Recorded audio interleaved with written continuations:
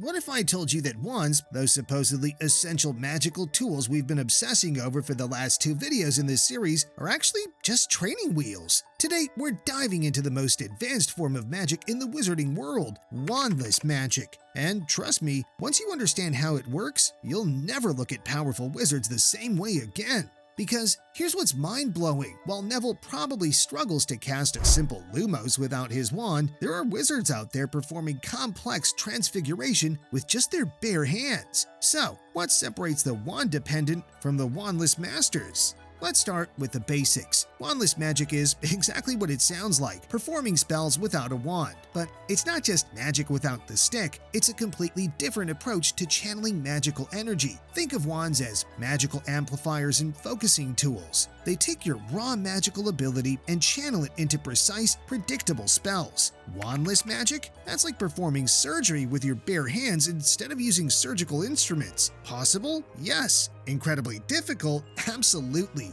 We actually see wandless magic throughout the series, but it's so subtle you might have missed it. Dumbledore lights candles with a gesture in Philosopher's Stone. Snape pins Harry against the wall without touching his wand in Half-Blood Prince. Even Voldemort performs wandless magic when he's possessing Quirrell. But the most impressive display?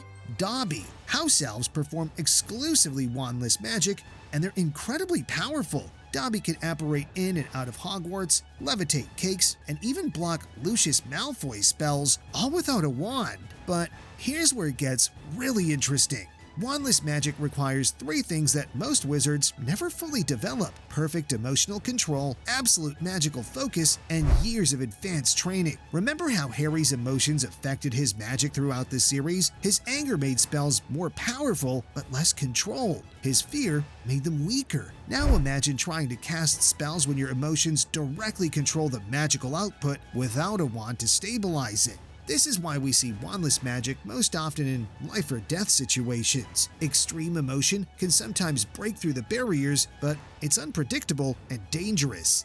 Here's something fascinating that most fans miss. Wandless magic isn't equally rare everywhere. In Africa, many magical communities did not adopt wands until the 20th century. They developed entirely different magical traditions based on wandless casting. The same goes for parts of Asia and South America. European wizards became so dependent on wands that they actually lost many wandless techniques their ancestors knew. It's like how we've become so dependent on GPS that many people can't read maps anymore.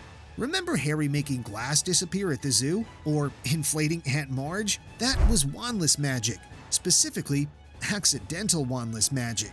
Young wizards naturally perform wandless magic because they haven't learned to channel their power through wands yet. The tragedy is that Hogwarts education actually trains this ability out of them instead of developing it further. Imagine if Harry had been taught to control his accidental magic instead of suppress it. He might have become a magnificent wandless magic user himself. But here's the most shocking part about wandless magic. Wandless magic has a dark reputation for good reason. Without a wand to focus and limit magical output, wandless spells can be devastatingly powerful and nearly impossible to defend against. This is partly why the Ministry restricts wand ownership so heavily. A wizard with a broken or confiscated wand is significantly less dangerous than one who never needed a wand in the first place. Dark wizards who master wandless magic become nearly unstoppable because you can't disarm someone who doesn't need to be armed. So, can it be learned?